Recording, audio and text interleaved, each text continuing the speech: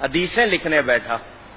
پہلی مرتبہ اس موقع پہ میں نے وہ حدیث پڑھی، اتفاق سے اس سے پہلے میری نظر سے نہیں گزری تھی. موسیٰ علیہ السلام کی روایت ہے، اس میں سب سے بڑا گناہ کیا ہے؟ سب سے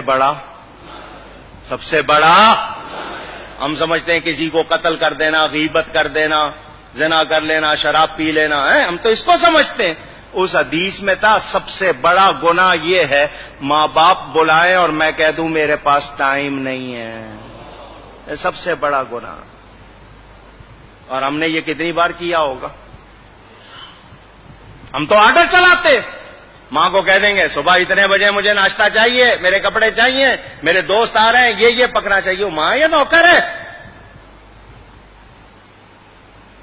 اگر باپ آپ کی کو کرے تو آپ کہتے تو نے کیا کیا؟ تیرے باپ نے بھی تو تیرے ساتھ کیا تھا. یوں آگے بات کرتے. یہ گھروں میں خرابیاں اسی لیے آئی ہیں کہ تربیت، پہلے جوائنٹ فیملی گھر مل کے رہتے تھے، دادا دادی نانا نانی سکھاتے تھے. اب الگ رہنا سکھانے والا ہو گیا ٹی وی کیبل. کیا سیکھو گے؟ ماں باپ جیسی کوئی نعمت اگر ناراض کیا ہے تو کبھی کامیاب نہیں ہوو گے. اکثر لوگ آتے ہیں مولانا صاحب بندش ہو گئی، کاروبار نہیں چل رہا. میں کہا جاؤ ماں باپ کو راضی کرو. اور جن کے ماں باپ دعائیں کرنے والے ہوں وہ کبھی پیچھے نہیں رہتے، وہ کبھی پیچھے. اگر ان کو ناراض کیا ان کو نیکی کر کے ان کو راضی کرو، دیکھو کاروبار چمک اٹھے گا. لیکن آپ ان کو ناراض کر کے سمجھ رہے ہو نہیں میں نے صحیح کیا تھا، پھر کچھ ملنے والا نہیں. حضور صلی اللہ علیہ وسلم کا ارشاد بیہقی شریف میں حدیث موجود، فرمایا میں عشاء کی نماز پڑھ رہا ہوتا، میری ماں میرا نام لے کر بلاتی، میں نماز چھوڑ کر ماں کے پاس جاتا. کتنا بڑا پیغام میرے آپ کے لیے. موسیٰ علیہ السلام مزاج میں تیزی تھی، اونچی بول لیتے تھے. جب جاتے تھے کوہ طور پر کلام کرنے، ماں پیچھے مصلی بچھا لیتی تھی. یا اللہ میرے موسیٰ کے مزاج میں تیزی ہے، بات کرتے ہوئے آواز اونچی ہو جائے تو معاف کر دینا. نبی تھے وہ، معصوم. ماں ہوتی ہے، دعا کر رہی ہے، ماں کا انتقال ہو گیا. موسیٰ علیہ السلام طور پر گئے، غیب سے آواز آئی آج ذرا ہوش سے بات کرنا، پیچھے دعا کرنے والی نہیں بیٹھی. اب پہچانو ہمارے گھروں میں بے برکتی اسی لیے ہے کہ ہم نے ماں باپ کی قدر بلا دی. مگر ماں باپ بھی بڑے عجیب ہو گئے، انہوں نے اولاد کے حقوق نہیں پہچانے. آرڈر دیتے ہیں یا مارتے ہیں یا سختی کرتے ہیں یا ان کی جو ضروریات پوری نہیں کرتے، تربیت نہیں کرتے. دونوں کو ٹھیک ہونا پڑے گا. اولاد پر ماں باپ کے 6-7 حق ہیں، ماں باپ پر اولاد کے 80 سے زیادہ حقوق ہے. پتہ سیکھتے نہیں. میری پوری تقریر اس موضوع پر بھی ہے، اس کی بھی ریکارڈنگ ہے، دیکھ لینا، سن لینا.